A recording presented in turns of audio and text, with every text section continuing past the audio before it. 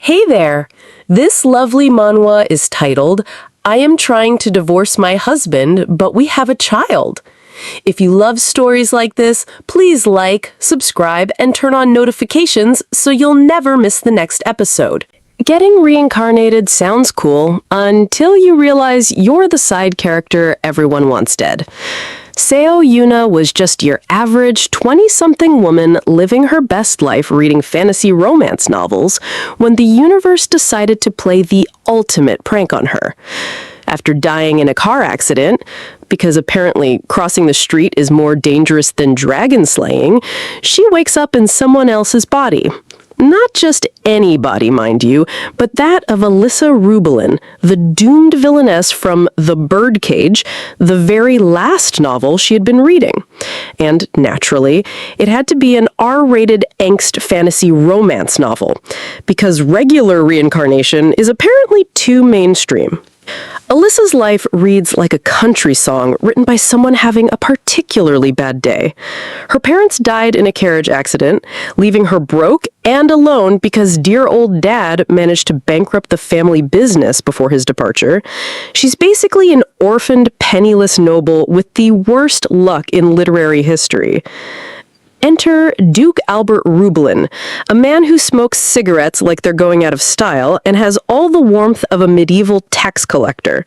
Having lost his own son and daughter-in-law in yet another tragic carriage accident, seriously, what is it with carriages in this world? The Duke decides that what his family really needs is a strategic marriage alliance. The Duke's proposal is about as romantic as a business merger. He essentially tells Elisha, "You're a nobody, but I'm graciously allowing you to marry my grandson, Richard." It's like being offered a participation trophy, except the prize is a potentially murderous husband. Then comes the Duke's enlightening lecture on gender roles. According to his grace, being a woman is easy. You just need to pop out some babies and enjoy living off your husband's hard work.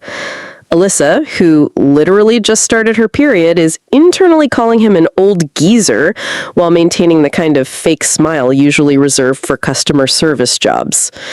A random man at the table decides to contribute his own hot take, explaining that, actually, being a man is the easy part. Men can ignore their families all day for business, then waltz home and take credit for everything their wives accomplished.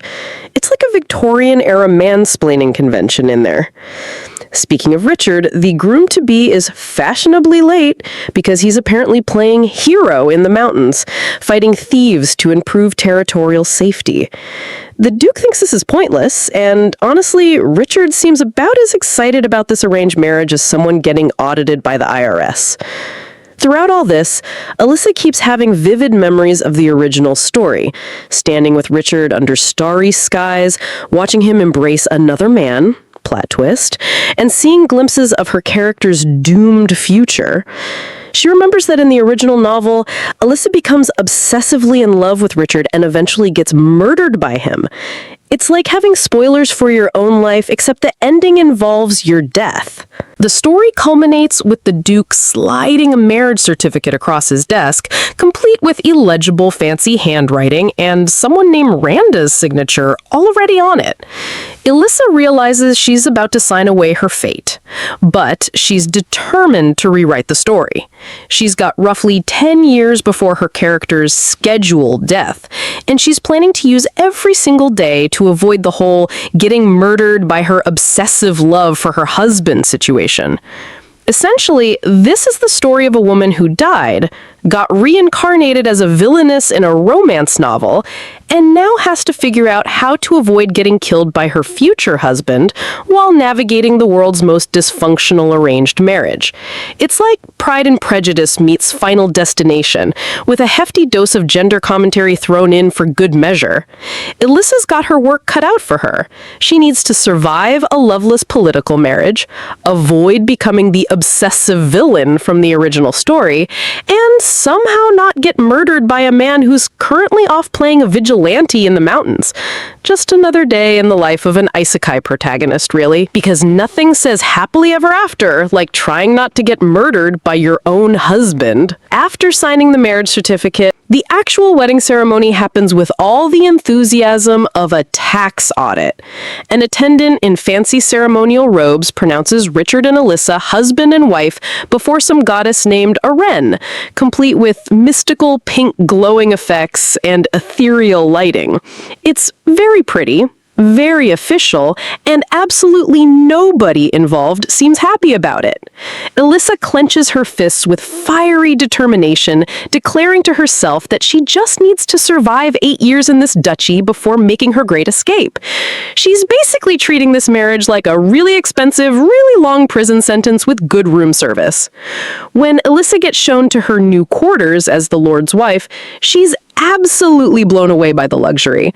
We're talking ornate golden frames, pink roses everywhere, fancy dresses hanging ready for use, and furniture that probably costs more than most people's houses. She flops onto the massive bed like she's just checked in to a 5-star hotel, which isn't entirely wrong. The evening passes quietly, and Richard still hasn't shown up. Elisha is simultaneously curious and terrified about meeting him, which is probably the healthiest attitude to have towards someone who's destined to murder you in the original timeline. Just as Elisha is drifting off to sleep, the sound of creaking breaks the quiet. Enter Richard Rubelin, a young man with dark brown hair, dressed in a white ruffled shirt and red vest, who has apparently decided that breaking into his new wife's bedroom at night is an appropriate way to introduce himself. Real smooth, Richard, real smooth. Elisha wakes up terrified, reasonably so, clutching her nightgown and basically having a panic attack as this stranger approaches her in the dark. Richard's first words to his new bride? He complains that she's so small he can barely see her. Not exactly, hello, nice to meet you, but it sets the tone for their relationship perfectly. Things get even more awkward when Richard tries to leave and discovers someone has locked the bedroom door from the outside, because apparently the household staff decided these two needed some bonding time, whether they wanted it or not. Richard proceeds to have an absolute meltdown, complete with blazing red eyes and clenched fists, cursing whoever trapped them together. Here's where things get interesting.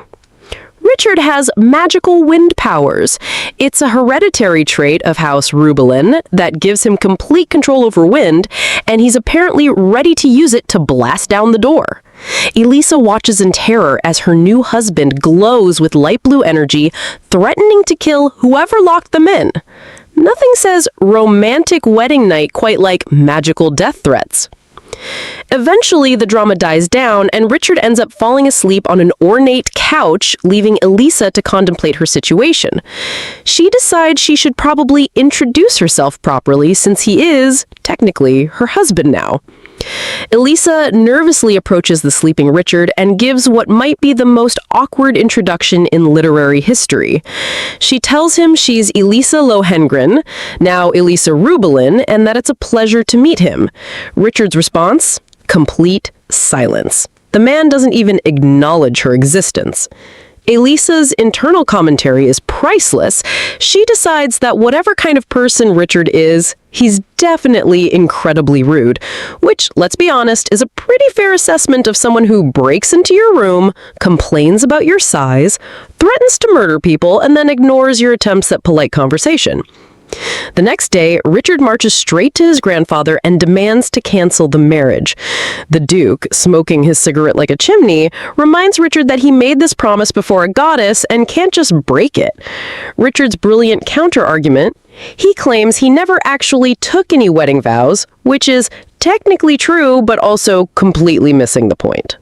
Duke Rubelin is having none of Richard's rebellion. He asks if Richard doesn't like how Elisha looks, acknowledging she's young but insisting she's pretty. Then he delivers the most medieval guilt trip imaginable, asking if Richard is going to be like his father, someone who couldn't marry without love.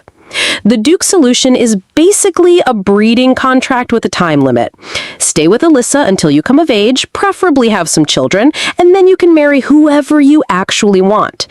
It's romantic in the way that livestock management is romantic. He reminds Richard that all his privileges come from being the family successor, and if he's not going to fulfill his duties, i.e. produce heirs, then he doesn't deserve the title. It's emotional blackmail with a side of family legacy pressure. So far, this marriage is off to about as good a start as the Titanic's maiden voyage. Richard wants out before it even begins. Elisha is planning her eventual divorce settlement, and the Duke is basically treating his grandson like a prize stallion who needs to do his duty to the bloodline. Richard stands there with his head bowed, probably contemplating whether magical wind powers are sufficient to blow away family obligations. Spoiler alert, they're not. The stage is set for what promises to be the most dysfunctional marriage in fantasy literature, with a gold-digging reincarnated villainess and a reluctant groom who has anger management issues and magical powers. What could possibly go wrong? Absolutely everything, as it turns out. Richard's response to his grandfather's breeding program ultimatum is peak teenage angst. He asks when he ever wanted this title anyway, classic "I didn't ask to be born" energy, and firmly declares he has zero interest in that little girl and doesn't want her in his room again. The Duke's response? Richard has to stay for breakfast too, because nothing says happy marriage like forced family meals. The first of many awkward encounters when Elisha tries to follow proper newlywed protocol by greeting the elders and having breakfast together. Unfortunately, Richard was already gone when she woke up, leading to her getting lectured by the Duke about proper wifely behavior on day one of marriage.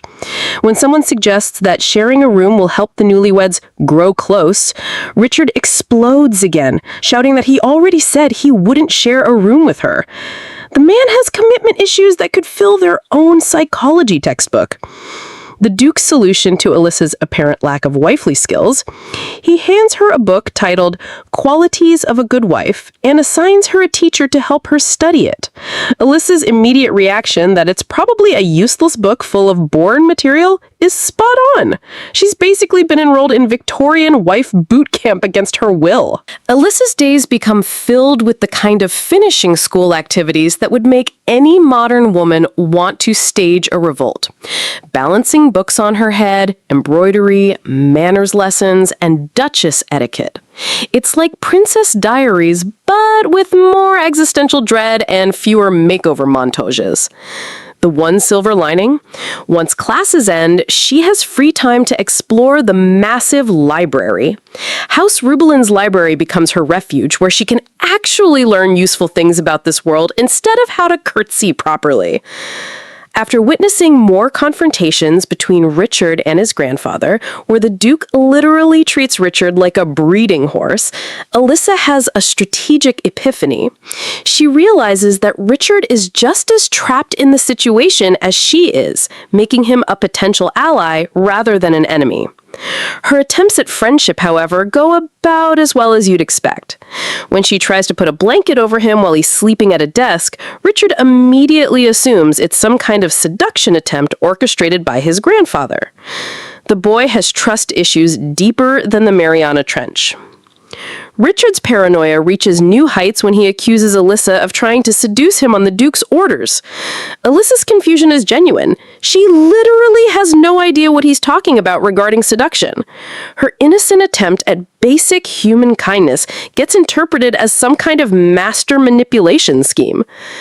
When Richard challenges every explanation she gives, claiming she could be lying on the Duke's orders, Elisha finally snaps with perfect logic. It doesn't matter how much she tries to seduce him, as long as he doesn't fall for it, right? Even Richard has to flinch at that perfectly reasonable response. Here's where the story gets into the real political intrigue. Elisha explains the historical context that's driving their forced marriage. The four founding houses of the empire, Rubelin controlling air, Heir controlling fire, Richardthe controlling water, and a fourth controlling earth, had an ancient pact.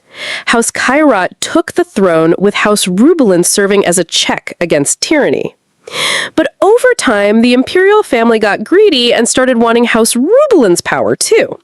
Their solution? A diplomatic marriage between Richard and the princess. The Duke forced Richard into marriage with Elisha specifically to block this imperial power grab. Armed with this understanding, Elisha makes Richard an offer he can't refuse, a purely political marriage of convenience. She doesn't want children or to become a duchess. She just wants to maintain the marriage until she comes of age, then leave with whatever settlement she can get. Richard, realizing that Elisha is much smarter than he initially thought, agrees to the deal. In a moment of genuine recognition, he sees past his assumptions and realizes she's not his grandfather's pawn, but someone playing her own survival game. Their political alliance gets off to an amusing start when they agree to share a bed, just holding hands. Elisha, being a normal person who moves in her sleep, ends up cuddling Richard throughout the night. Richard wakes up to find his business partner using him as a human pillow, wondering how someone who promised they'd just hold hands ended up sprawled all over him. The poor guy also realizes Elisha is apparently a violent sleeper who is pushing him off the bed all night. Nothing says political alliance like getting accidentally assaulted in your sleep by your 12-year-old business partner. What started as a hostile arranged marriage has evolved into something more like a mutual non-aggression pact. Both Richard and Elisha are trapped by the Duke's machinations. Both won out of their situation, and both are smart enough to realize they're stronger as allies than enemies. Richard has gone from seeing Elisha as either a naive pawn or a manipulative seductress to recognizing her as a fellow prisoner with her own agenda. Elisha has successfully positioned herself as a temporary political shield rather than a permanent romantic burden. It's not love, it's not even friendship yet, but it's the beginning of mutual respect between two people who've decided to make the best of an impossible situation. And if that making the best of it involves accidental nighttime cuddling, well, that's just an occupational hazard of sharing a bed for political convenience. Who knew that arranged marriages could be such complex business negotiations? Richard, despite his gruff exterior, unconsciously cared for Elisha during the night by pulling covers over her when she complained of being cold. The next morning, he left without a word, because apparently good deeds don't require basic courtesy. While Elisha tried to enjoy a peaceful morning reading at an elegant table with orange tulips, she discovered Anne, a young maid, doing everyone else's job. The poor girl was trembling on a stool, clearly overwhelmed. It turned out the older maids had manipulated Anne into doing their work permanently by claiming she needed to make up for their previous scolding by the head maid. Classic workplace bullying with a medieval twist. Rather than confronting the bullies directly, Elisha cleverly approached the Duke, claiming she needed a better personal maid who could actually do all the required tasks. She basically told him that she'd only seen one maid doing any real work, which was technically true, but strategically brilliant. The Duke immediately ordered an investigation. The lazy maids were fired on the spot, kneeling and begging on red carpet as their deception was exposed. The Duke butler and head butler delivered the ultimate burn. Since you don't wish to work, your wish can now come true. Elisha began taking finance classes with Richard, already planning to use her future alimony for business ventures. Their instructor praised them both, though Richard got flustered when Elisha interrupted his moment of glory and accidentally touched his hand. For someone so composed, Richard sure was jumpy about basic human contact. When Richard dismissed cookies as for children, Elisha took it as a personal attack on her maturity and declared war by refusing to share any sweets with him. Richard's response of, "Do whatever you want," was the medieval equivalent of, "Okay, sure, whatever."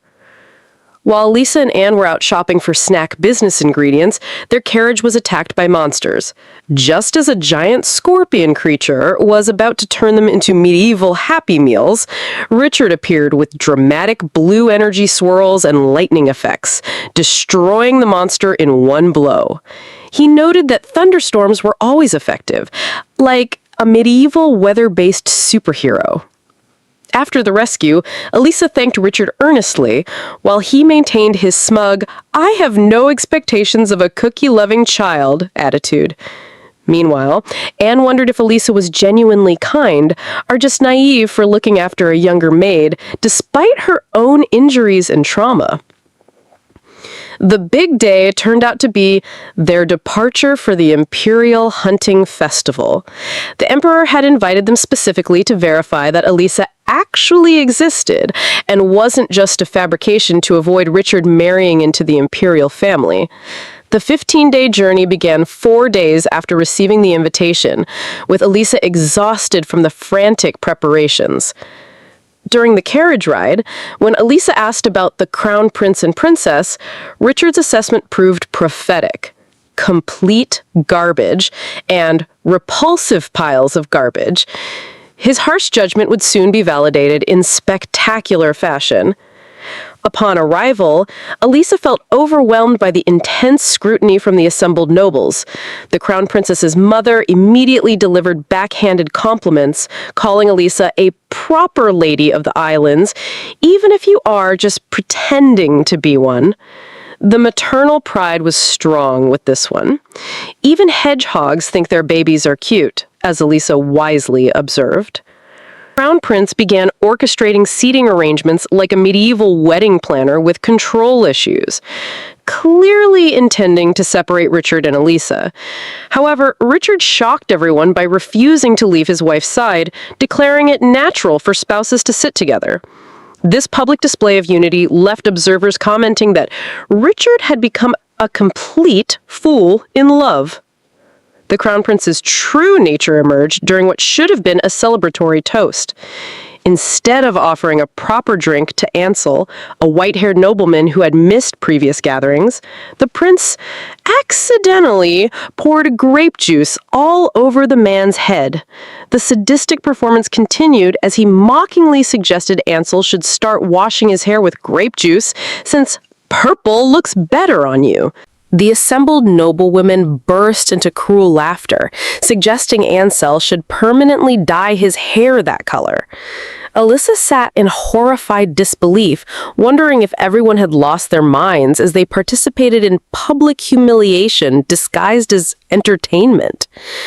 When a helpful person offered Elisha a cloth to help clean Ansel, the crown prince turned his attention to her, praising her kindness in helping his friend.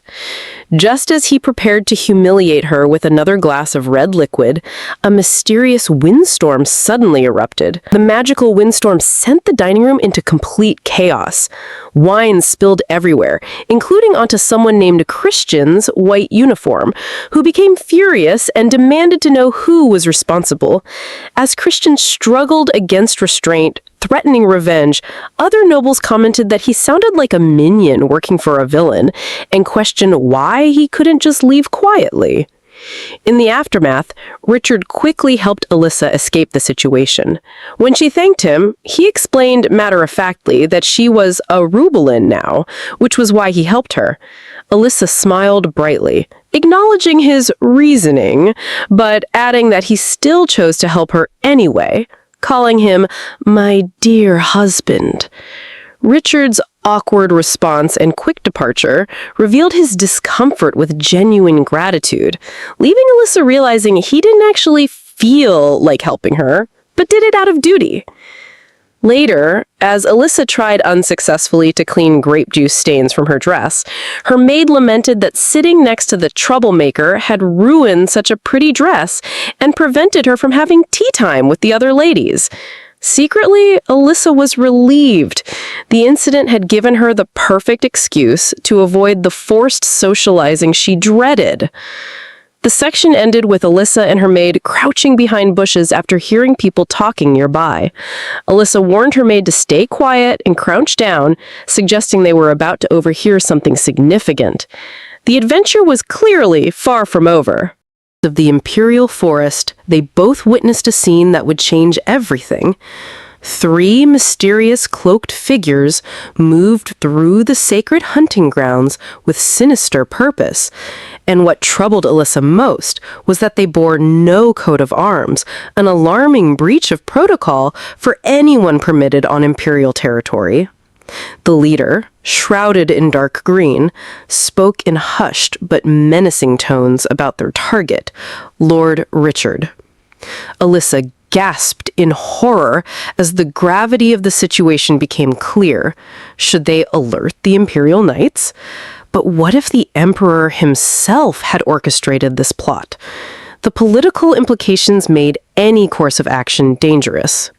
The scene shifted to reveal Richard already surrounded by armed attackers under the bright sky. When the battle began, Richard unleashed his magical powers with devastating effect. The attackers, overwhelmed by his display of power, could only cry out, "You monstrous freak!" Harsh words, but considering they were trying to kill him, perhaps understandable. The wind currents Richard controlled swirled with dangerous intensity, repelling his assailants and causing screams of pain as they cracked under his magical assault. One surviving attacker could only gasp in exhaustion and fear at the display of Richard's abilities.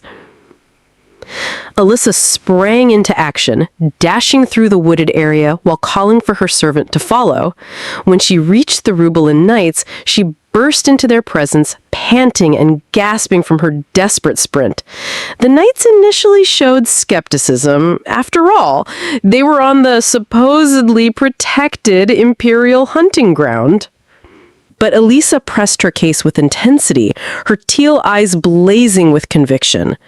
What if what I'm telling you right now is true, and something does happen to Lord Richard?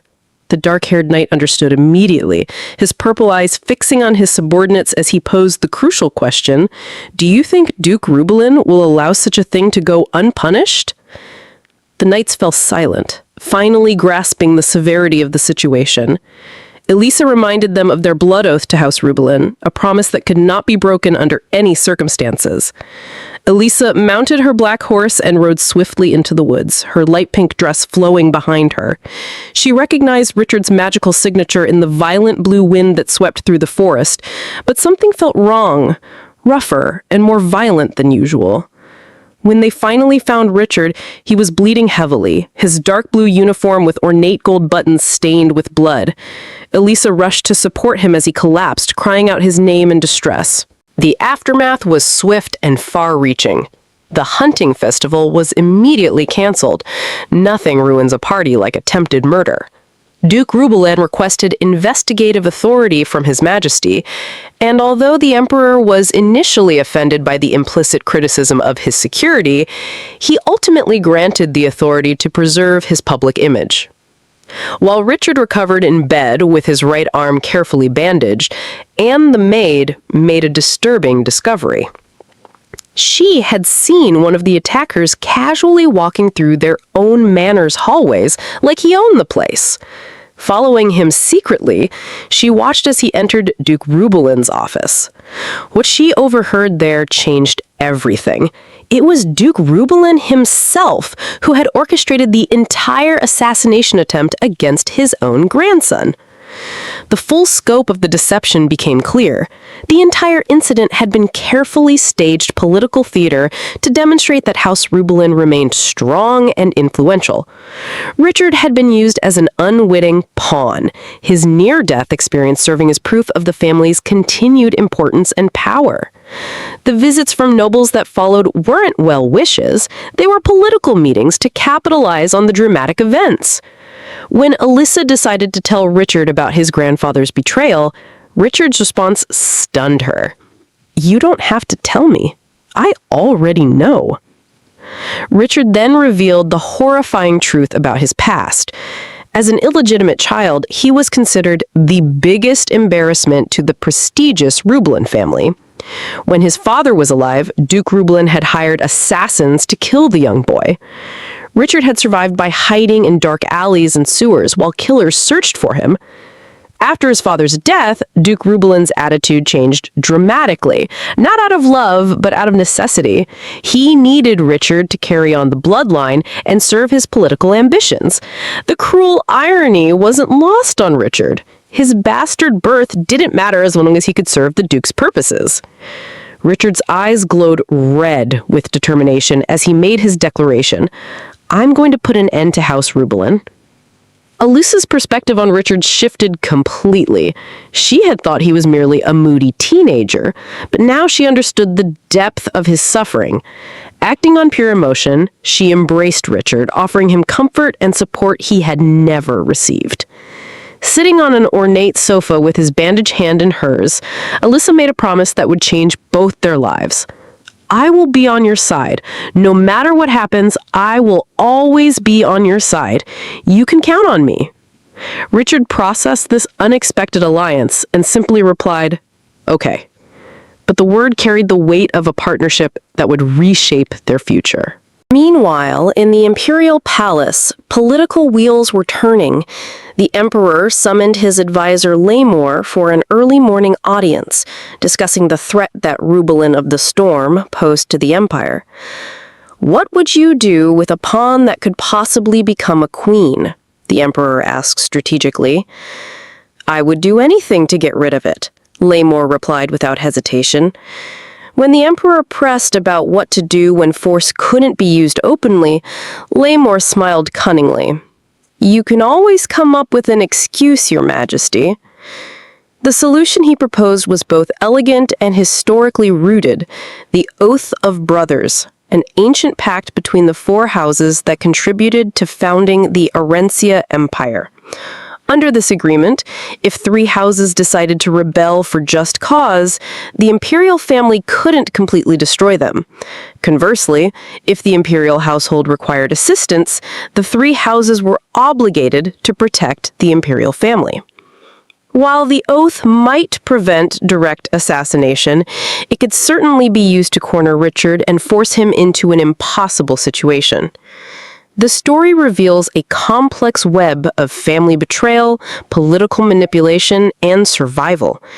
Richard, an illegitimate heir used as a pawn by his own grandfather, discovers he has an unexpected ally in Elisha, just as imperial forces plot to use ancient laws against him. Duke Rubelin's scheme to use his grandson's near death as political theater backfired spectacularly. Instead of strengthening his position, he created a powerful enemy within his own family. The stage is set for a political and magical confrontation where family loyalty is optional.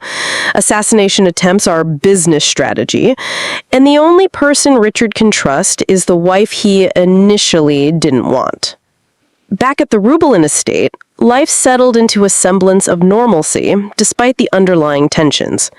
Elisha practiced mathematics with an abacus under Richard's patient guidance, slowly improving her skills, though still mixing up 367 and 377, close enough for medieval math standards. Their peaceful tutoring was interrupted when a maid announced that Count Arden and Lord Ansel had come to visit. Lord Ansel was the young man Elisha had helped during a previous incident involving purple grape juice and some social embarrassment. He wanted to thank her and return her handkerchief, though he'd had to get a new one since the grape stain wouldn't come out. Richard immediately wanted to join the visit, but Elisha insisted he stay in bed to recover. This triggered Richard's jealousy in spectacular fashion. He spent the entire visit spying on them from behind a door, grinding his teeth and fuming about why Elisha was getting dressed up for another man. During the garden tea party, Lord Ansel politely returned the replacement handkerchief and thanked Elisha for her help. Elisha, ever practical, mentioned she also likes shiny and expensive stuff because a girl's got to think about her post-divorce financial security. Richard's jealousy eventually drove him to abandon his sickbed and join the gathering, where he proceeded to be as unwelcoming as possible. When Ansel thanked him for his help during the previous incident, Richard coldly replied, "As a husband, I was only helping my wife. I don't see why you should thank me for it." Subtle as a brick to the face, this one. Elisha, frustrated by Richard's rudeness, conveniently developed dizziness to escape the awkward situation. As they prepared to leave, Ansel invited Elisha to a party at his manor, which delighted her, but clearly troubled Richard. Back in their rooms, the domestic routine continued, with Elisha trying to get Richard to take his medicine. When he refused, she employed gentle manipulation. "But I know you will take it because you're a good husband." Medieval wives, mastering psychological warfare since forever. The conversation eventually turned to Ansel's party invitation. Elissa confirmed she was going, explaining that Duke Rubelin would want her to maintain the relationship with Count Arden, who had valuable trade connections with the Eastern continent. Her internal thoughts revealed her practical approach to friendship building for her eventual independent life. Richard's possessiveness finally exploded into a full confession. He demanded Elissa's undivided attention, explaining that if she was truly on his side, she shouldn't be friendly with other men. The scene culminated with Richard leaning over Elissa in bed, touching her cheek and making his territorial claim clear. Despite his jealous behavior, Richard surprised Elissa by deciding to accompany her to Count Arden's party. Dressed in his white and gold uniform, he helped her from their carriage with unexpected gentleness, extending his hand and offering to escort her properly. Elissa reflected on how Richard was finally starting to be genuinely nice to her. Unlike the mere formality of his assistance at the Imperial hunting ground, this gesture carried real care and consideration. Count Arden's party was a magnificent affair, held in an opulent hall with a large fountain. The announcement of "Now entering Duke Rubelin, Lord Richard, and Lady Elissa" drew impressed reactions from the assembled guests. The entertainment included violinists and cellists, and Duke Rubelin gave a gracious speech thanking everyone for making the day special. However, the couple experienced the social attention differently. Richard interpreted the guests' behavior as people, quote, bowing down to them because they know how powerful Richard is. Elissa had a much more uncomfortable reading of the situation, sensing that the intention was exactly what Duke Rubelin had orchestrated, using them as political tools once again. Meanwhile, young Rose experienced her first real party with wide-eyed excitement, marveling at the grand affair before being escorted to the separate building where tea parties for young lords and ladies were held apart from the adult gathering. The story reveals Richard's growing emotional attachment to Elissa, though expressed through possessive jealousy rather than healthy affection. His demand for her undivided attention shows both his desperate need for loyalty, understandable given his traumatic past, and his struggle to understand appropriate relationship boundaries. Elissa continues to navigate the complex political and personal landscape, balancing her genuine care for Richard with her practical need to build connections for her future independence. Her observation that Richard's kindness feels different now suggests their relationship is slowly evolving from political arrangement towards something more genuine. The domestic subplot adds, quote, "Jealous husband discovers that sharing wife's attention is harder than surviving assassination attempts. Math tutoring becomes relationship therapy, and even grape juice stains can trigger international incidents when you're nobility." At Count Arden's party, proper etiquette demanded separating the children from the adults, because apparently even noble kids running around with desserts is considered unrefined. The children's gathering had its own social tensions, particularly when someone mentioned the Crown Prince Christian, immediately creating an uncomfortable atmosphere. Christian's absence was notable. He was supposedly, quote, feeling unwell, though Elissa cynically suspected he was faking illness to avoid the embarrassment of facing the Rubelin family after recent events. The other children clearly worshipped Christian, like a god, making them hostile toward the Rubelin party. Elissa, ever defiant, declared she didn't care what they thought. She enthusiastically dragged Richard to the dessert table, force-feeding him sweets despite his protests, quote, "I don't like sweets," and interpreting his silence as agreement. However, her new heels were torturing her feet, leading to her to escape to a balcony for relief while maintaining her dignity, quote, "You can't ask a lady where she's going." The real drama unfolded when Elisha overheard vicious gossip about Richard. Shadowy figures whispered cruel lies, that Richard's mother was a prostitute, that he was from the streets, a former mercenary who was strong but dumb, and calling him a petty noble and monster. The confrontation escalated when Rose Felice, Christian's fiancée and future stepmother to the male lead, appeared with her supporters, mockingly asking Elisha how it feels to be married to a monster. Elisha's response was magnificently defiant. "I love it. It's so much better than cheap gossiping." When Rose Felice took offense at being called cheap, Elisha delivered a masterclass in noble hierarchy. She's still Rose Felice, and I'm Elisha Rubelin. Can't you see who should be respectful to whom right now? Because apparently, even in medieval times, knowing your place in the social pecking order was crucial. Richard appeared at the perfect moment, calling the gossipers a bunch of vermin and protectively taking Elisha's hand to lead her away. He advised her to ignore the gossip, but Elisha had a different philosophy. Using the metaphor of water droplets eventually breaking through stone, she explained why she wouldn't stay silent.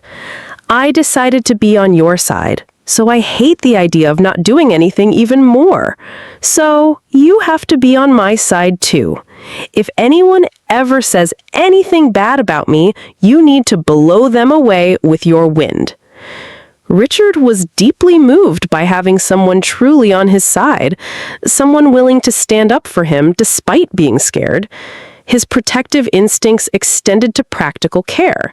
Noticing her painful heels, he knelt and offered her a piggyback ride, instructing her to wrap her arms around his neck so she wouldn't fall. After the party, peaceful spring days arrived. Elisha's quiet library plans were disrupted when she discovered Richard training with shirtless knights in the garden. Her flustered reaction, "Why are there so many shirtless men?" quickly turned practical as she rationalized they must be hot from exercise. When Richard caught her watching, she nervously claimed she found it cool and might want to learn.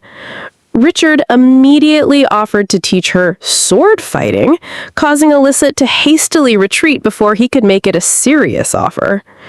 Richard's desire to impress Elisha, who had called knight training cool, led him to challenge Thompson, one of his knights, to a duel. Thompson, confused about why he'd been singled out, initially planned to go easy on his lord to avoid offending him. However, the reality proved humbling for both. Thompson discovered Richard was faster than expected, while Richard realized, "I can barely defend myself, let alone go easy on him." The duel ended with Thompson's rapier at Richard's throat and Richard's sword on the ground. Thompson, surprised by his own victory, offered a rematch, if this was just practice, but the scene revealed that despite his magical powers and noble status, Richard still had much to learn about conventional combat. This section shows the relationship between Richard and Elisha deepening into genuine partnership. Latest developments. Wife becomes fierce defender of husband's honor. Husband discovers piggyback rides are effective relationship building, and noble dueling proves that magical powers don't automatically translate to sword skills. Who knew?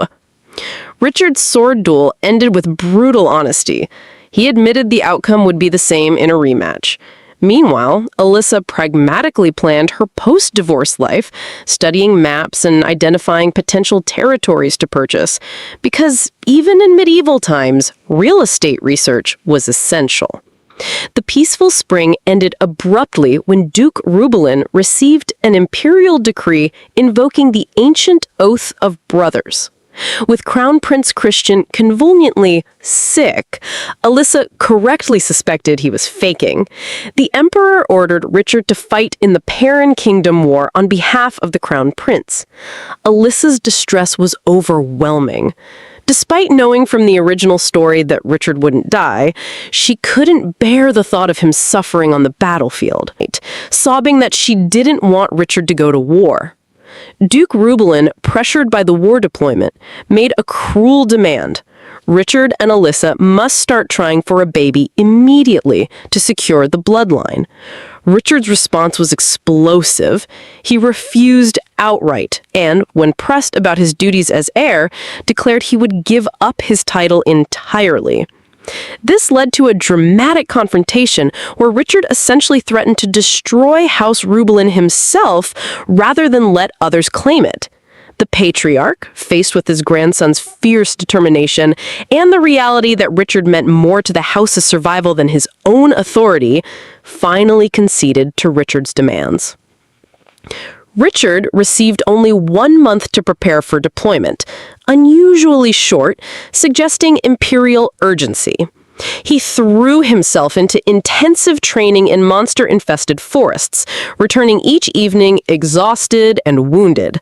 Elisha would inspect his injuries and apply ointment while scolding him for not taking better care of himself.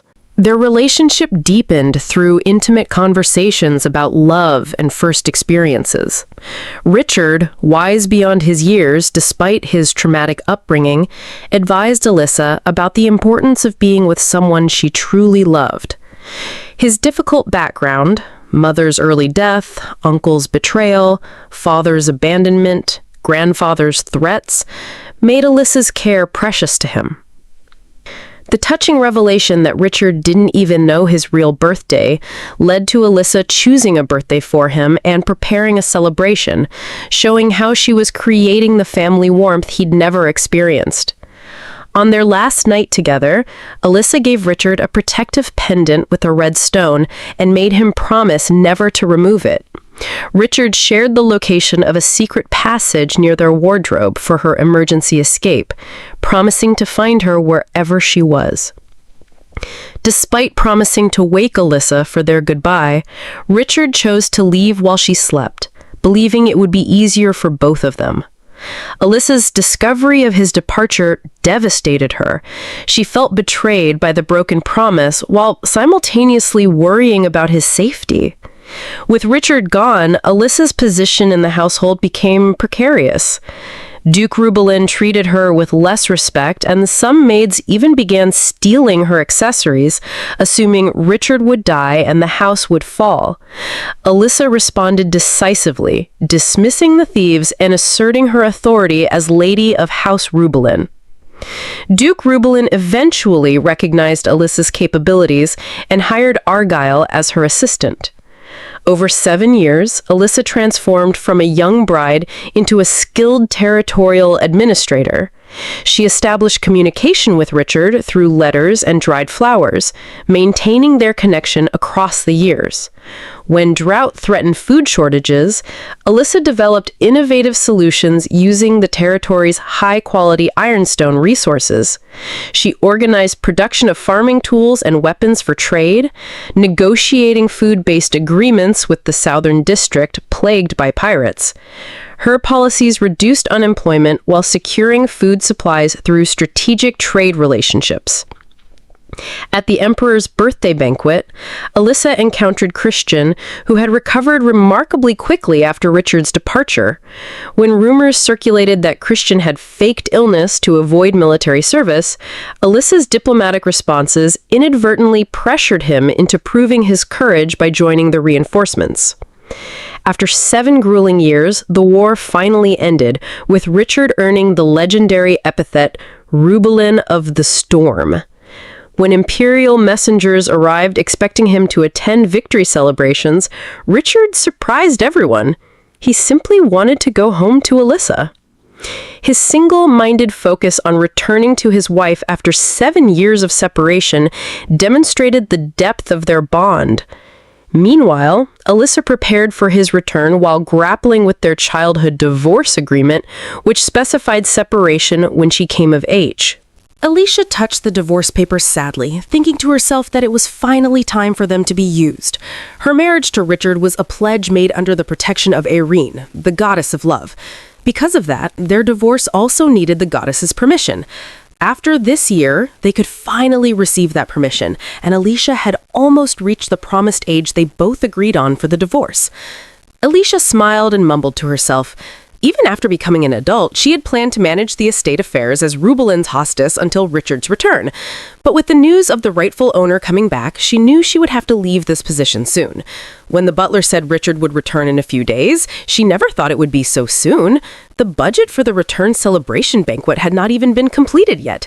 Still, she turned around and smiled, thinking that everything was already settled. "You've worked hard for the past 7 years, Elisha," she told herself proudly. Since Richard would now take care of everyone in the Rubelin estate, it felt sad that she had to leave at this moment. Holding tightly to the door handle, she whispered softly, "Goodbye, my Rubelin," her voice filled with sadness. Elisha, dressed in her nightwear, sat on the couch reading a book while thinking to herself.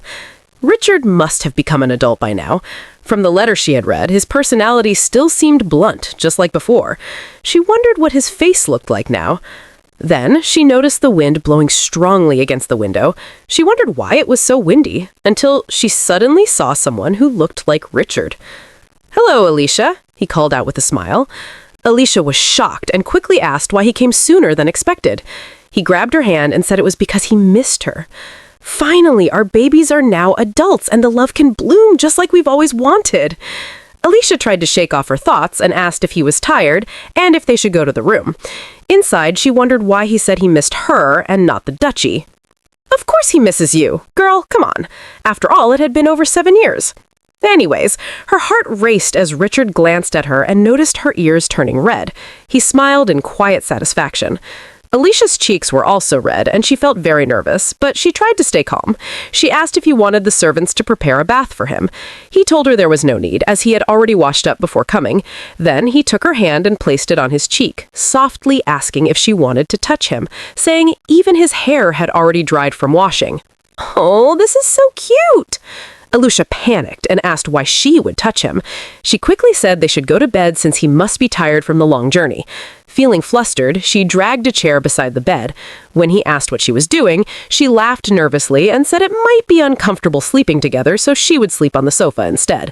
Richard gently poked her forehead and told her he would not eat her, so they should sleep on the bed together. She smiled shyly and agreed. They both lay on the bed, and Elisha closed her eyes and soon fell asleep. Richard crossed his leg and watched her quietly. He reached out and touched her hair, thinking to himself, for the past 7 years, he had missed this face, his wife, the only one who had stayed by his side. "You're sleeping so peacefully without even hugging each other," he mumbled as she slept soundly. He leaned in and breathed in her scent deeply, whispering how disappointing that was. Meanwhile, the emperor was having his usual meal with the marquis, calmly discussing how that child might soon become the head of the Rubelin estate. The emperor mentioned how the territory had changed, becoming more friendly to foreigners, with the number of settlers increasing every year. The marquis replied that it seems the duchess was quite good at managing the estate. At first, they had thought she was just a little girl, but she had proven to be very capable. As soon as she became the deputy of Duke Albert, who was bedridden, she changed the management of the estate. At the same time, she raised the army, the capital, and the influence of the estate all at once. The Marquis thought to himself that if they allowed things to continue like this, their plans would be ruined. They would have to deal with the situation quickly. "There's no need to worry," he told the emperor with a mischievous grin.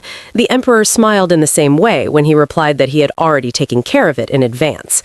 It was morning. Alicia's lady asked Anne, who was fixing her hair, where Richard was. Anne smiled and replied that he was on his way to the castle today. Elisha smiled faintly, then wondered to herself about the Richard she had met the night before. It felt far too vivid to be a dream, yet when she woke up that morning, he was not beside her, and no one seemed to notice that he had visited. Did that mean it was all just a dream? Just then, the butler called out, announcing that the young duke and his knights had returned. Elisha, now fully dressed, stood up and said they should now go and welcome them. The gates were opened and trumpet sounds filled the air. All the servants and her ladies stood in place as the knights entered. Richard and his knights rode into the castle on their horses, and her lady thought to herself that he had finally returned to Rubelin as she looked at him. She was shocked because he looked exactly like the Richard she had seen in her dream. He got down from his horse and walked toward her lady. Her cheeks turned red as she thought that it must truly have been a dream. If not, Richard suddenly called her name and leaned closer, softly wishing her good morning. He then turned away and left with a smile, leaving her standing there in confusion. Did he really come last night? She wondered. Just then, the butler called out to Richard, informing him that his grace was waiting for him. Richard went to meet his grandfather, who was bedridden, and informed him that he had returned. "Were you not satisfied with all the girls I sent to the battlefield?" the Duke asked, his body shaking. Richard replied coldly that he had not changed at all. Then the Duke told him to make sure to bear a successor with your wife now that you are back. Richard's expression grew icy. He turned away and said he did not need to hear such words, then walked out. The Duke called after him, saying that as long as he had a successor, he could do whatever he wanted, and that the child must have a special power. That is how Richard left the Duke's room, pissed off. Later that night, with the full moon shining brightly, it was party time for the knights, who knew they could finally drink without any restraint. They raised their cups and cheered, saying they would drink until they were drunk. Her lady and Richard sat in the front seats as everyone rejoiced. Elisha glanced at Richard, who looked moody, and wondered if he was okay. She knew the Duke would pressure him about having a successor now that he had returned after 7 years. Just then, one of the knights quickly approached her lady with a cup filled with drink, smiling as he asked her to drink with them. Elisha was surprised, but when she saw their happy faces and heard them say she should toast with them for the hardship she had endured in the meantime, and for their loyalty to her, she smiled. She could not refuse them. Richard, however, glared at the knights coldly. Richard spoke up at once, saying she did not need to do what they said, but she quickly stopped him and stood up with the jar in her hand. She announced her joy for the knight's return, shouting, "You all are the heroes who have made Rubelin widely known." She cheered them with blessings, and everyone toasted happily to the endless glory of Rubelin. Elisha drank the full cup that was poured for her and felt refreshed. Richard watched her closely, clearly worried, but the knights praised her lady for being such a good drinker. "I can drink this much like water," she said excitedly as they surrounded her with praise. They continued drinking and praising her for making the duchy so successful while they were away. Her lady's face turned red. One of the knights asked why the young duke always rushed ahead at his own flying speed. Elisha explained that it was because he did not want his knights to get hurt. "He takes care of other people but pretends not to," she said. One of the knights quickly added that he only did that for her. At that moment, Richard snatched the drink from her hand, telling her to stop drinking already. Her lady refused, saying she wanted more. She told him that if she did not drink until she was drunk on a day like this, it would be considered a sin. Richard smiled and still refused. Elisha squeezed herself in place and said she could not move, telling him to carry her if he could, since he was so heavy. To her surprise, Richard lifted her up with ease and smirked, saying she was as light as a feather. Elisha panicked, and the knights watching the two of them were amazed. "What a newlywed couple," one of them said cheerfully. Another agreed, saying that as soon as they got married, they were separated for 7 years, and he must have missed her very much. Richard carried her to the room and gently laid her on the bed while she kept acting silly, saying she wanted more to drink. He covered her with a blanket and asked why she even drank when she was such a light drinker. Her lady grabbed his wrist and, in a drunken voice, told him not to worry, saying she would just hold his hand and sleep. Richard smiled and held her hands, then asked playfully what he was supposed to do now. "I can't just hold your hands like this," he said mischievously as he kissed her hand. Morning came and the sun was already out. Elisha slowly opened her eyes and a wave of pain rushed through her body. She sat up saying she was thirsty and wondering why her body felt so heavy, as if she had drunk a lot of alcohol. Suddenly, she remembered that she really had drunk too much the night before, and she was shocked. Shame filled her heart as she wondered what Richard must have thought when he saw her like that. Just then, she noticed someone coming. She quickly lay back down and pretended to be asleep. Richard walked in and glanced in her direction. Elisha thought to herself that he must have just washed up. Right in front of her, he began taking off his robe, and she panicked in her thoughts, wondering why he was doing that in someone else's room. Then it hit her. They were married, and this was also his room. She kept pretending to sleep, but suddenly noticed him walking toward her. She tried her best not to react, but he sat beside her and looked closely at her face. "How long are you going to pretend to be asleep?" he asked. Elisha opened her eyes at once. She sat up awkwardly and lied, saying she was not pretending and that she was just waking up. Richard accepted her words without arguing and handed her a cup of hangover drink. Elisha looked at him nervously and asked if she had made any mistakes the night before. Richard laughed and said he was not sure. Elisha panicked as he started laughing, her heart beating fast as she wondered what he meant.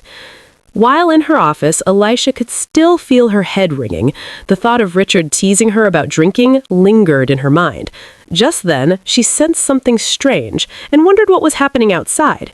She looked down from the stairs and saw Richard talking to a knight. Without meaning to, she thought to herself that her husband is handsome and grown now. She mumbled softly that he seems to have changed, yet he is still gentle. Of course, 7 years could change a person's ways and tastes. As she was lost in these thoughts, Richard suddenly looked up. Elisha quickly moved away, going down so she would not be noticed. Right after that, she paused and wondered why she was even hiding in the first place. Just then, Anna walked in and called out to her, asking what she was doing. Elisha lied, saying something had fallen and she was looking for it. Anna offered to help, but Elisha smiled and said it was fine, that she might have been mistaken. At that moment, the butler walked in and bowed to her lady. She asked what had happened, and he informed her that His Grace wanted to see her. After meeting the Duke, Elisha returned in her nightwear, her heart heavy with sadness. She thought to herself that it was finally time to end her role. She recalled His Grace's words earlier, how he warned her that no matter how weak he looked lying in bed, she should never disobey him. If she did, he would unalive all the servants she cherished. She had agreed to everything he said and begged him to spare her people. Elisha told herself it was fine. She would not do anything if Richard did not want her to. But then she remembered that in the original story, the age of Haines was around this time. Her heart grew uneasy. Just then, she sensed someone behind her. When she turned around, it was Richard. His face was cold, and before he said anything, he quietly frowned. Elisha froze in fear as he raised his hand, not knowing that he only meant to cover her shoulders so she would not catch a cold. After covering her, he turned away and told her to go first. When he reached the window, he told her not to mind what the Duke had said. Before she could reply, he disappeared into the wind. Elisha stood there sadly, thinking that because of her, everything was going wrong. She clenched her fist and told herself she had to find a way to avoid this situation. She had done nothing but harm everyone by staying quiet for so long, and she did not want this to continue anymore.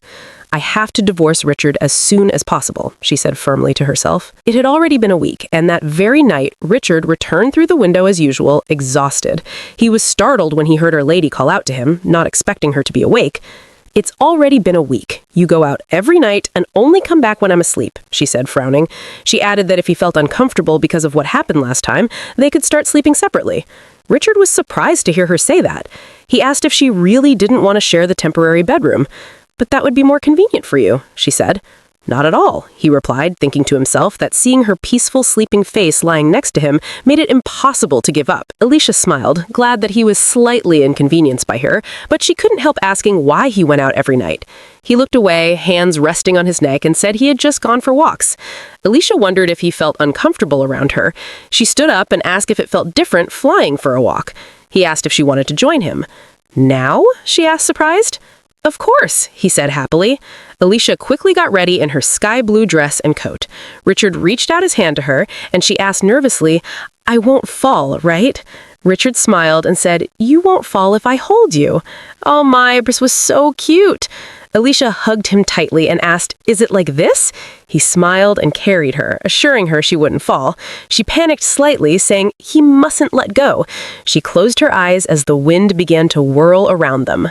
After a moment, he told her to open her eyes. She peeked and then fully opened them in amazement. The view before her was breathtaking.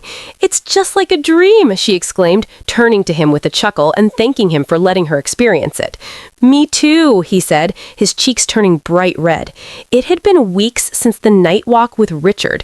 The Duke had discovered that she and Richard had not slept at home that night, and he was furious. He immediately ordered his servants to design a separate room for Elisha, obsessed with ensuring that no other woman could interfere, if there should be an heir at least.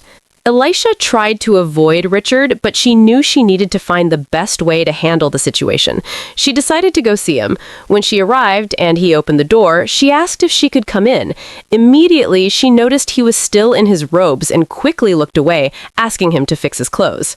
Her lady spoke up, saying they really needed to think of a proper solution now, but before they could continue, there was a knock on the door. It was the butler, asking if Richard was present.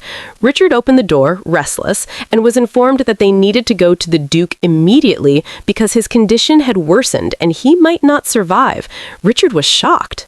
Upon arriving at the Duke's room, Richard saw how grave his grandfather's condition had become.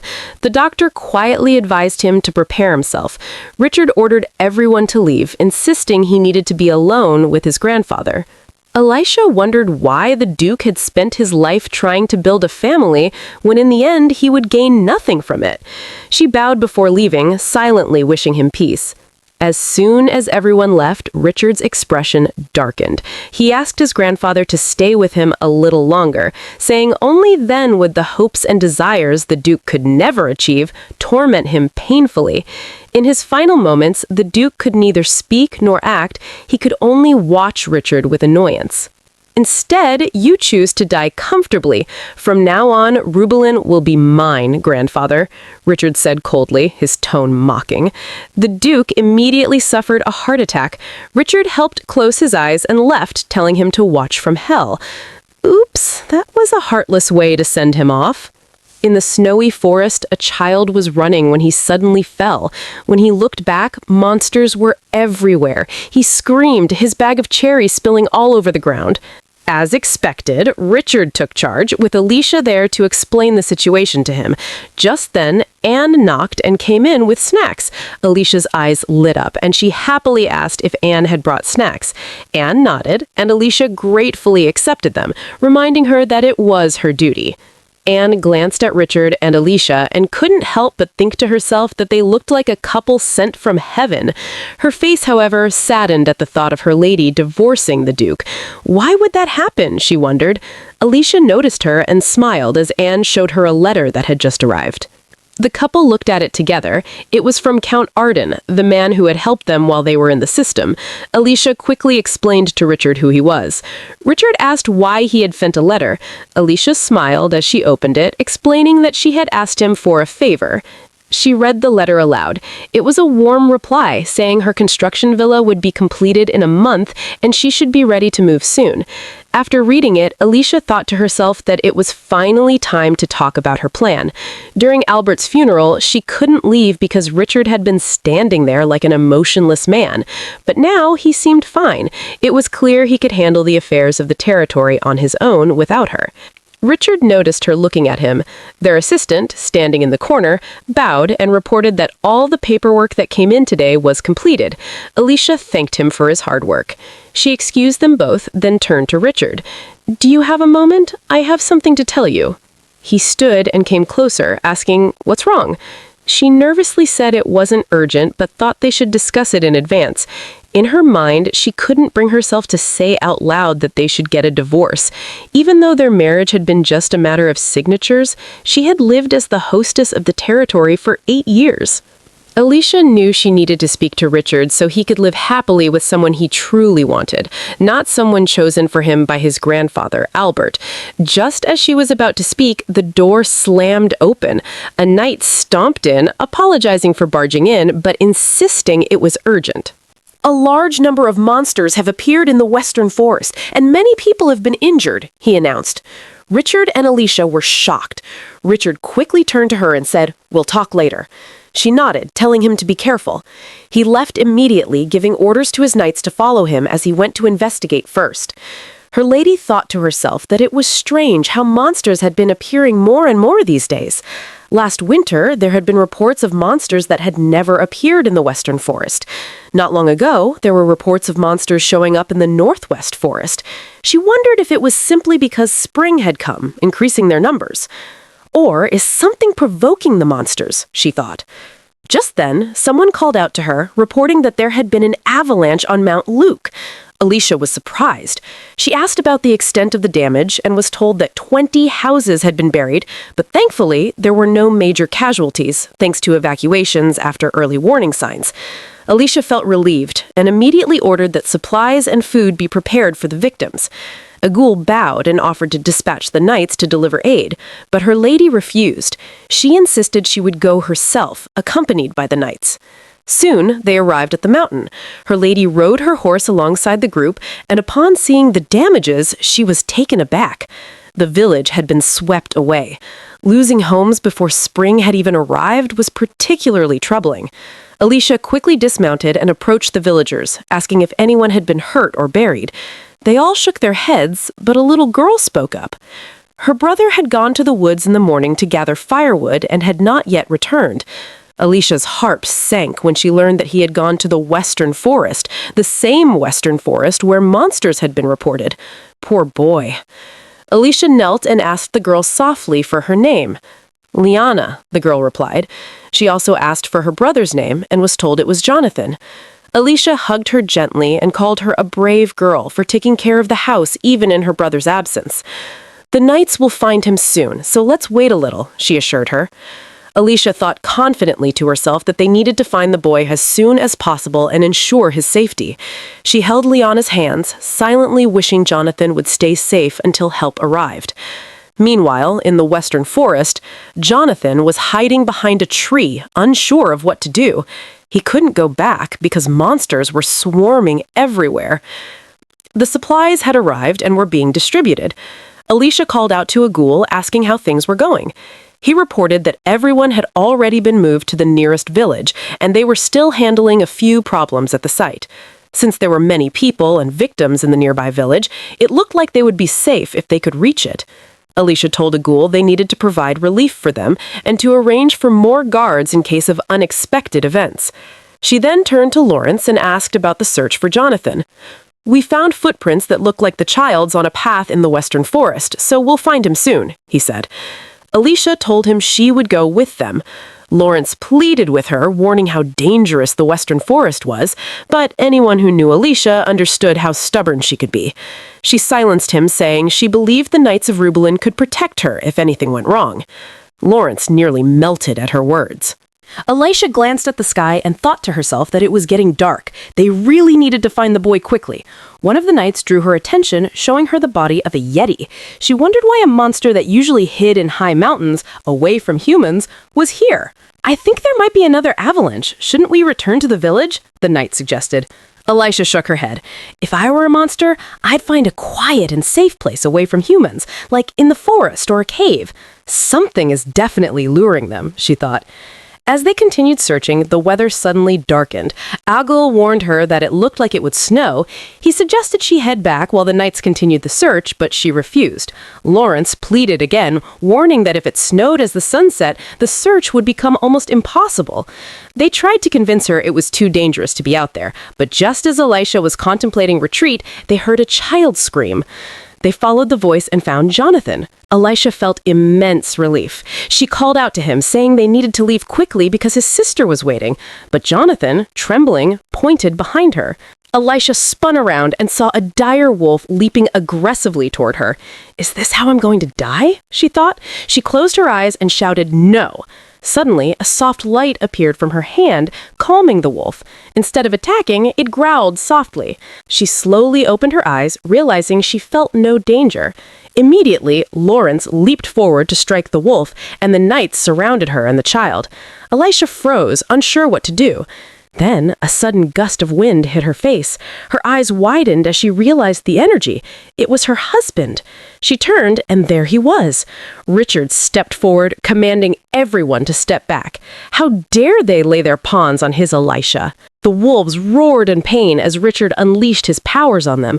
Elisha stood nearby, watching her husband in action. She called out, thanking him for arriving just in time, but suddenly, the snowy ground beneath her cracked. Both their eyes widened in shock as she slipped and fell off the cliff.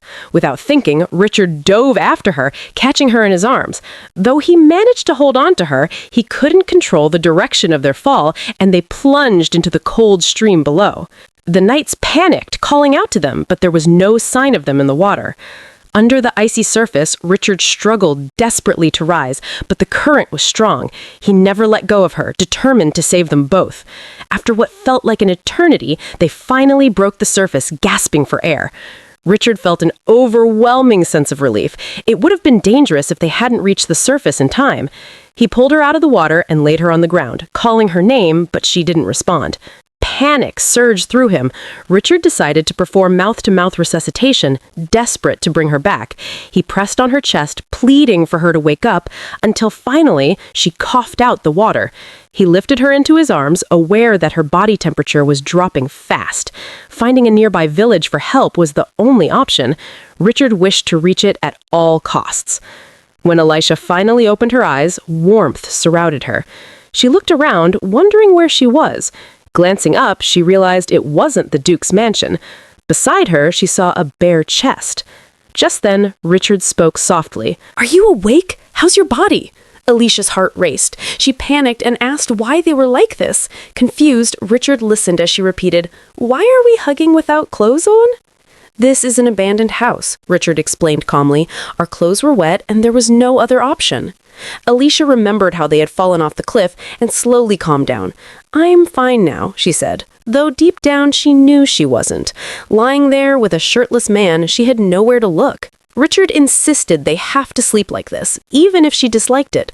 Her body is too cold. Elisha shook her head, cheeks burning. "I don't dislike it at all." Richard looked surprised. She met his eyes and whispered, shyly, that she likes this. Silence fell between them. Elisha's heart pounded, and she wondered if she had been too blunt. Would he think she meant she likes hugging him without clothes on? She was worried. Flustered, she quickly sat up. "I'm thirsty. I'll look for something to drink." He shook his head. "I already checked. There's nothing here." She smiled softly. "I'll still look." He raised an eyebrow. "Are you really that thirsty?" "And if she truly is thirsty, then there's wine," he said, rifling through his clothes. "It's a survival item to maintain body temperature. He always carries it, though it's highly concentrated." Elisha stood there, cheeks flushed, watching him. He took out a small jar and asked if she wanted to drink from it. She took it from him, and before sipping, he reminded her that it was strong. She nodded, aware, and shut her eyes tightly as she drank. "Still thirsty?" he asked after she finished. "A little," she admitted, but he shook his head, insisting she hand the jar back. As they watched the fire, he asked how she could drink wine like water. She laughed softly, saying it was different from beer. Her cheeks were still flushed as she thanked Richard for saving her, leaving him momentarily speechless. "And thank you for growing so well and returning safely," she added with a gentle smile, looking at him. Richard was slightly confused, wondering if it was the wine affecting her. He told her she should sleep more. There was still time until morning. Elisha refused, glancing at him. "Don't you feel anything at all? We're without clothes and hugging each other," she asked. Richard raised an eyebrow. "It's not like we're completely without clothes." She was half covered, and so was he. Elisha felt a strange heat rise within her and tried to get up. Before she could, Richard pulled her close. They stared into each other's eyes for several long moments. Shyly, Elisha whispered his name. Their lips drew closer, almost touching. Richard stopped and apologized, but Elisha insisted, saying she wanted more. Slowly, he began kissing her softly and romantically, holding her tight. They fell onto the bedding. Richard asked softly if she really wanted this. She pulled him closer, caressing him and calling his name. Their kiss deepened, and they made love in the warm shelter. Exhausted, Elisha fell asleep afterward, but Richard remained awake, thinking to himself that this was their first night together without any preparation. He smiled, realizing that they both shared the same feelings. Gently, he kissed her forehead and whispered goodnight. Morning sunlight flashed across Elisha's face, and she woke up instantly, memories of the night flooding back. Her head throbbed, and she felt panic rising. She couldn't believe they had made love while she was tipsy. "I'm in trouble," she thought, feeling like she was going crazy. Richard stirred beside her and smiled. "How are you feeling?" he asked softly. Elisha immediately apologized, her voice trembling. "I was so drunk last night. I didn't mean for any of that to happen," she said, leaving Richard stunned. "This isn't something you can just apologize for," she continued in sincere regret. "I'm truly sorry, Sir Richard. This will never happen again." Richard was shocked. Elisha panicked, fearing she had hurt his feelings with her reckless actions. He called her name gently, trying to calm her, but just then they heard servants calling out to them. "They've come all the way here looking for us," Elisha said. Suddenly, she felt strange and collapsed into Richard's arms. He panicked, calling her name as she shivered uncontrollably. In the other realm, her consciousness seemed to drift away. She walked happily until a strange voice called her name. Turning, she saw herself, a twisted version. "The first time with someone you truly love. After all, you're just like me, aren't you?" it said in a mocking tone, stepping closer. "Do you really think what happened was a mistake? Don't lie, you wanted it too." Before Elisha could respond, it grabbed her, strangling her. "Accept the truth. You'll never escape, never receive love. Just die as the original," it hissed. She struggled helplessly. Richard, sitting beside her, watched as she trembled in her sleep. "This is my fault," he thought. "She wasn't in good condition and I couldn't control myself." He held her hand tightly and whispered an apology. Just then, Thompson called from behind. "Is Madam getting better?" "Her temperature has gone down, so she's much better. What about the work?" "There's nothing major, but the monsters have been wandering more than usual," Thompson replied. Richard stood and approached him, concern spread on his face. "There's something suspicious about them." Just then, Thompson brought out a magical artifact, showing it to his grace. Richard's eyes widened in shock as he saw it. "This is a demon's soul stone. Where did you find this?" Richard asked. Thompson explained that it had been taken from the direwolf they had encountered yesterday. At first, it wasn't obvious as the soul wasn't fully broken yet. The demon's soul stone could only be found in the northern lands of the Rubelin estate. Anyone who absorbed its power over time would have their soul gradually broken, ultimately losing their life. All that would remain was an empty shell, which would become a monster attacking any living being. Richard's mind raced. Someone had clearly taken the stones from the infected canyon and scattered them across the Rubelin estate. The canyon was the only infected area, protected by a barrier. Richard held the stone, wondering who could have done such a thing. He handed it back to Thompson and instructed him to prepare, as he would investigate the canyon personally. When they arrived, they were met with a horrifying sight. The soldiers tasked with guarding the barrier lay lifeless on the ground. Even the purification sword was broken. In one corner, they found soldiers whose souls had been completely corrupted by the demon's soul stone. Richard drew his sword. "They will rest in peace now," he said grimly. He struck each of the fallen soldiers with precision, joined by his knights. Once finished, they covered the bodies in white cloth to honor them, before moving further inside. Inside the canyon, there was no sign of any monsters. It seemed even they avoided this cursed land. Thompson was surprised when a wave of clean, refreshing air reached them. It came from the purification lake, infused with Arian's power, designed to trap and cleanse any evil spirits attempting to escape the canyon. Richard ordered everyone to stay alert.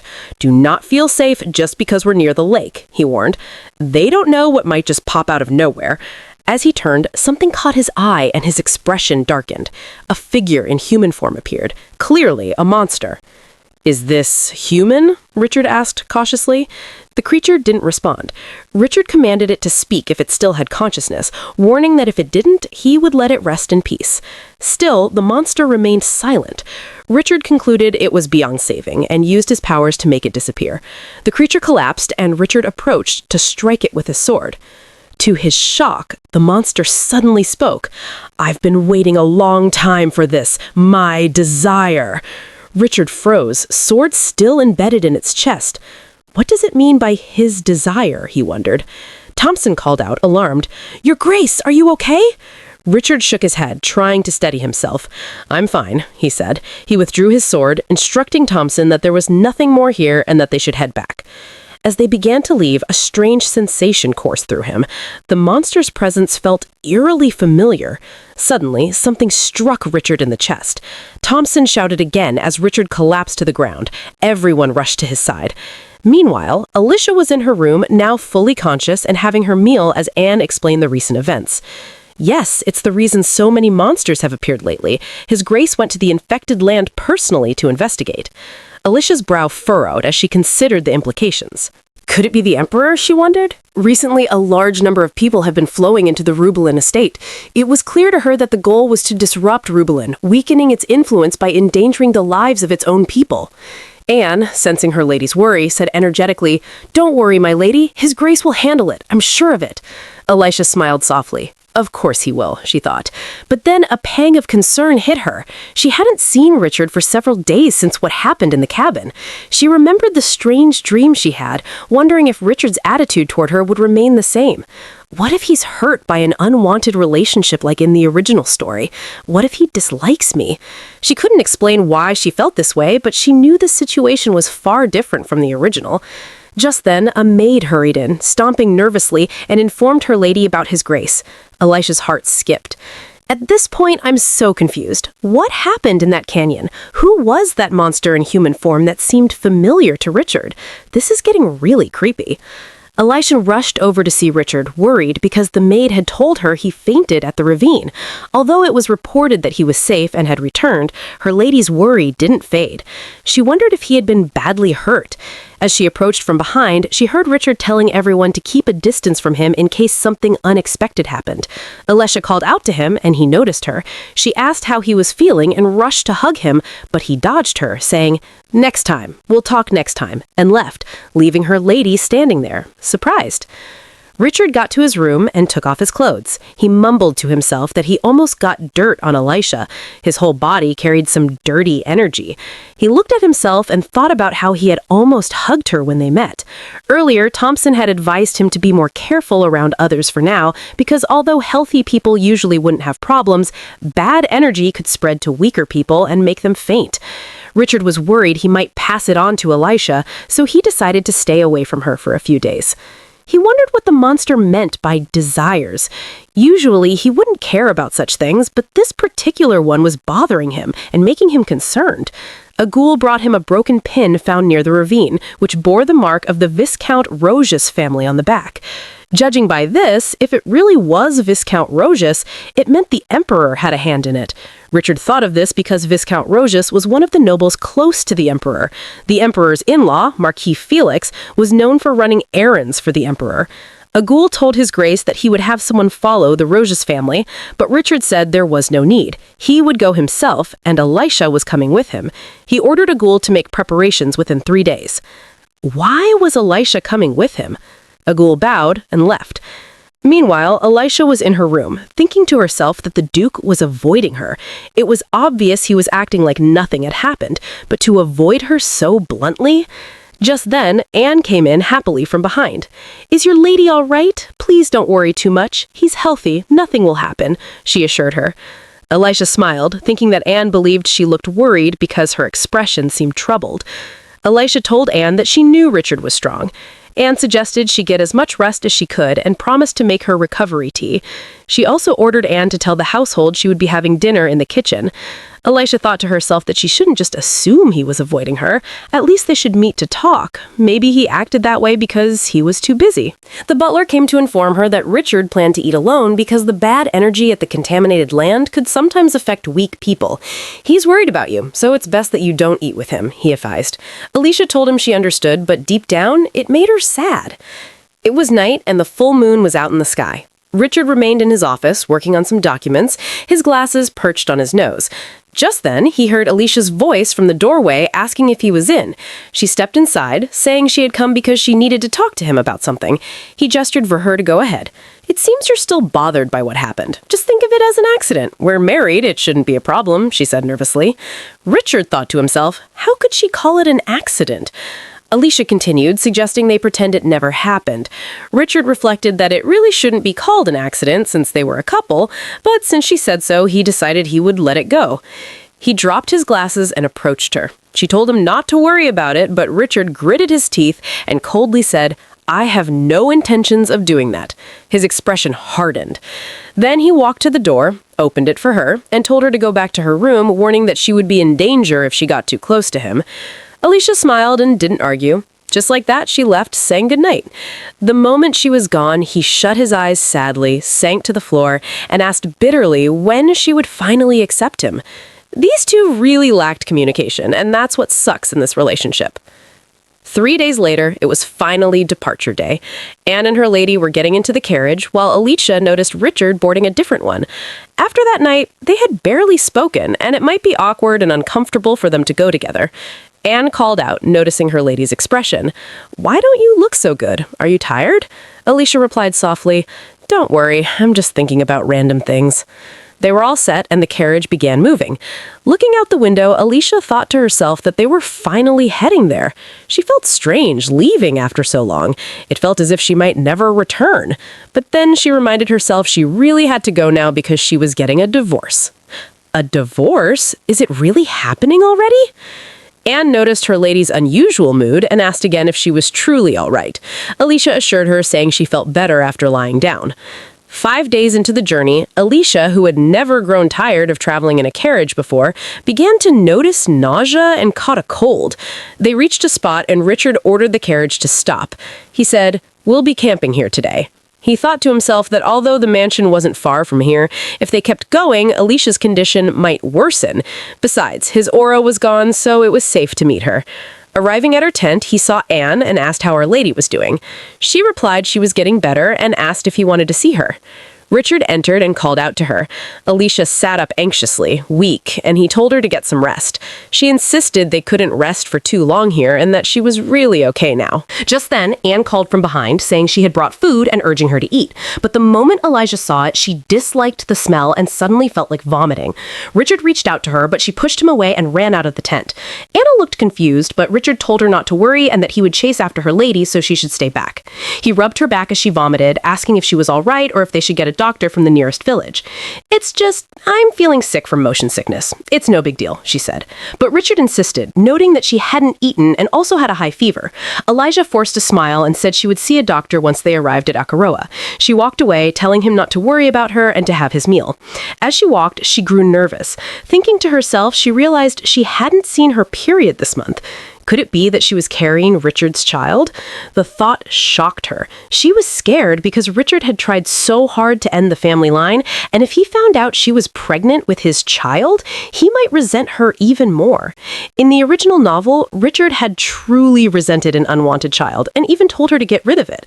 If she really was pregnant, she worried it couldn't happen now. Poor Elijah. Anyone in her shoes would have felt the same. The relationship is so complicated that no one would think Richard is ready for a child. But judging from what we've seen so far, Richard really loves her, and I believed he wouldn't resent her if he finds out she's carrying his child. This couple just lacks communication, and it's spoiling so much of their relationship. They finally arrived at their destination, and the first thing Richard did was request a doctor. Elijah tried to talk him out of it, saying they had just arrived and she could have a checkup the next day. Richard refused, saying it wouldn't take long to check her and she shouldn't worry because he would be by her side. Elijah was shocked. At this rate, she knew that if she really was pregnant, Richard might find out. The doctor arrived and bowed to his grace. "My wife has not been feeling well recently. Just check her and give a prescription," Richard ordered. The doctor nodded and approached her lady. Elijah was terrified. She didn't know what to do. She couldn't let Richard find out. Just then, Thompson appeared and called out to his grace, saying an urgent report had arrived. Richard had to leave and instructed Morris, the doctor, to make sure to report her condition once he returned. Morris turned to Elijah, saying he would proceed with the checkup. She refused, insisting that she was just feeling motion sickness and that her husband was overworried. Morris pressed that he at least needed to check her, but she firmly refused, saying she was fine and would feel better after resting. Morris finally left, telling her that if she experienced any strange symptoms, she shouldn't hesitate to call for him. Once he was gone, her lady breathed a sigh of relief. She turned to Anne and requested a favor. "Find a discreet doctor on the outskirts of this place for me," she ordered. So guys, what do you think about this story? If you love this story to continue, please comment the name Soyuna. See you in the next one!